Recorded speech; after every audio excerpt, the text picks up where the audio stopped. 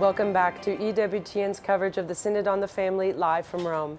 I have the pleasure of welcoming as my next guest Archbishop Jose Gomez of the Archdiocese of Los Angeles. Your Excellency, welcome to the program. Thank you very much. Great to be here. Thank you.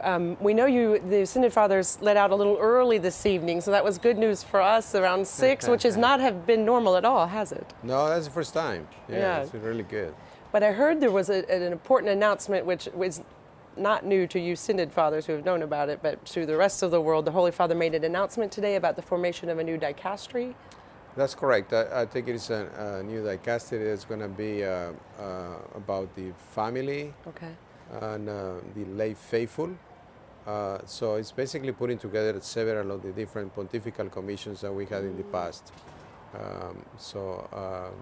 Like the Pontifical Commission for the Family, for the laity, so they're going to be together in a different structure that is more representative of the priority that the Holy Father wants to give to the lay people in the Church.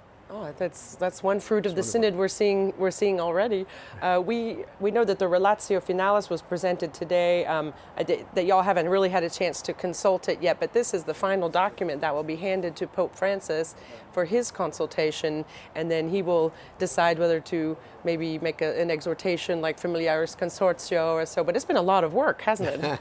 It has, yeah. As you know, the purpose of the Synod is to advise the Holy Father on some specific issues, and in this case about marriage and the family.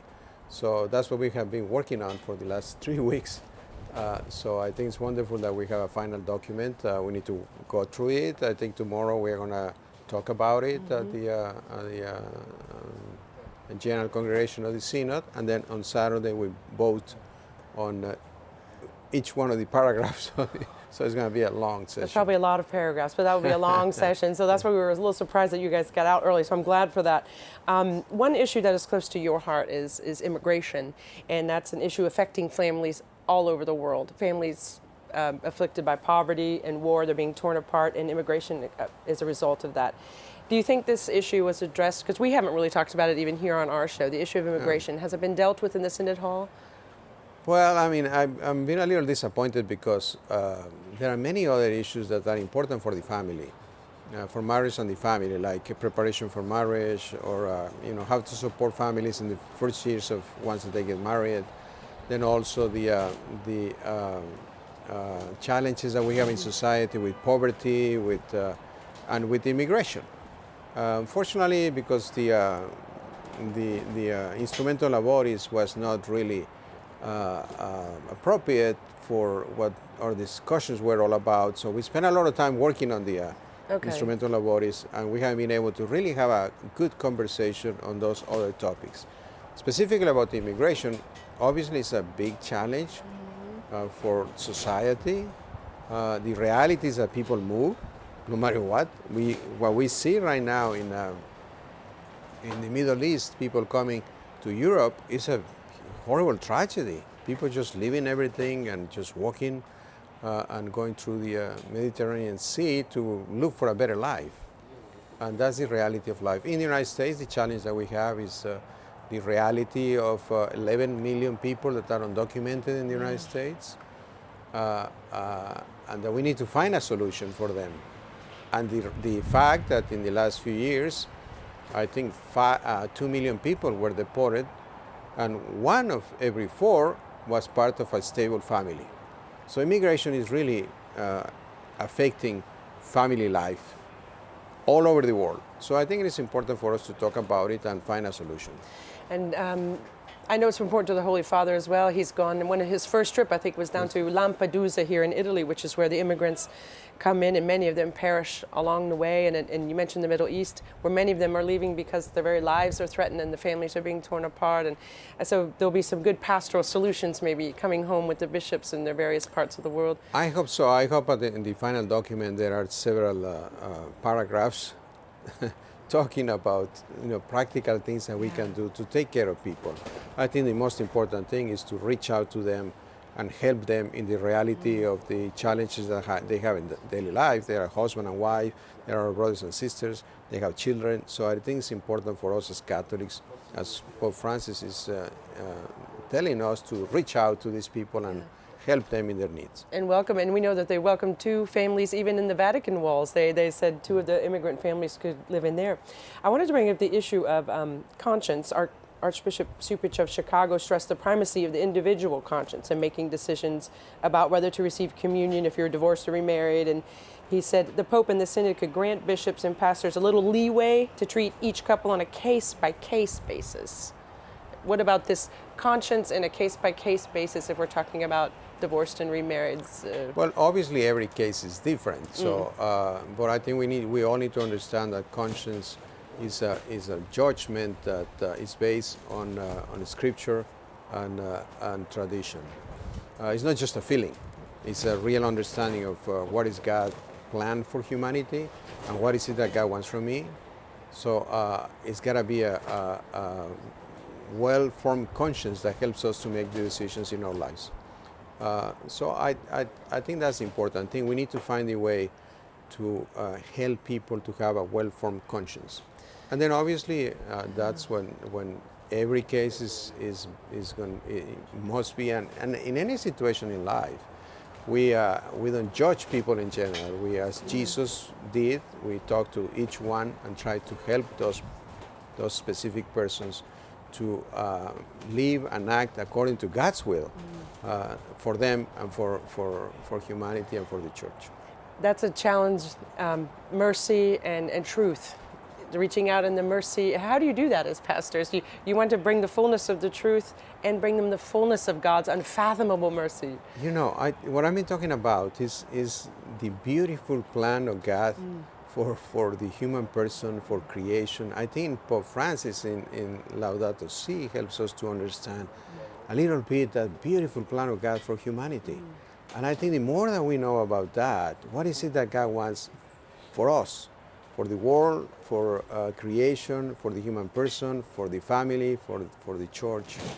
That's the way that we form our conscience. When we discover that beautiful plan of God, then we understand that that plan includes some challenges and mostly joy, because we are doing what God planned for humanity.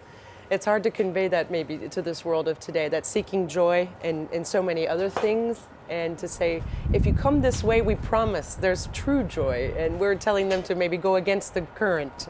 But I think that's our challenge. Our challenge is to give people the enthusiasm of knowing, hey, if I do God's will, I'm going to be really happy, I'm going to have a wonderful life, and then I'm going to go to heaven.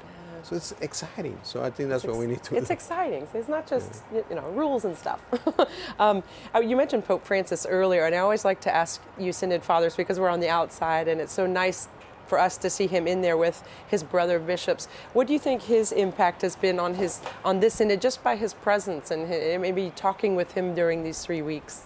Oh, it's wonderful. He's a really holy man, and he's welcoming. And the other day, I think yesterday or the day before, in the afternoon, he was greeting each one of the bishops coming in, cardinals and bishops coming into the Synod hall. So it was beautiful to see that, how he goes out of his way to say hello to the 270 of us. One by one? One by one. Oh my goodness. That was beautiful. We have a lot of families that are watching our show from home, from Los Angeles and all over the world. And they may not understand everything that's going on. I know I don't understand every little thing. But what's a message that you would just personally like to give to families that may be tuning in, that may be having some difficulty or just getting discouraged? Well, I think the most important thing is to know that God is with us, that God is present to each one of us in our personal life, in our families. And now the Synod of the Families is also helping us to understand and see that the Church is really interested in supporting marriage and the family. That really what we want to do is be out there to help people. Today I was talking about 3 things that we are trying to get across from the Synod. One is important of supporting families in their spirituality, because it's so challenging nowadays to live our Catholic faith in our daily life, because there are so many distractions. So spirituality is one thing. The other thing is unity, because we are so busy and moving, and so the importance of family unity. And I think for that, even the social media is helping us to be together.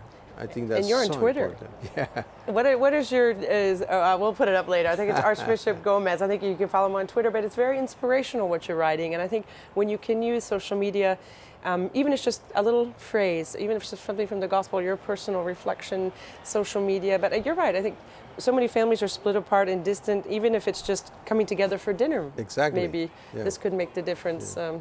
Yeah. Well, I thank you so much for coming on our program. There's so The much. third thing, Oh wait, what's the third? don't forget I thought it about was that. social media. Sorry. No, that's the second one. The third one is that we need to feel the call to be missionaries, Okay. missionaries of the family. And I think now is a time of mission to go out and share with the people out there, the beauty of God's plan for creation, for marriage, and for the family. So spirituality, praying together, let's say. And the second one was Unity, coming family together, unity, even yeah. when we're distracted by our cell phones, which I have right here. And then the missionary aspect of going out. And that's one thing I've heard again and again from the Synod Hall. Missionary families helping new couples and older people helping engaged couples. So that would be wonderful. Thank you so much for taking the time for being on the program. Again, Archbishop Gomez, the Archbishop of Los Angeles, one of the Synod Fathers, and stay tuned for a lot more news about the Synod. We are a long way from over.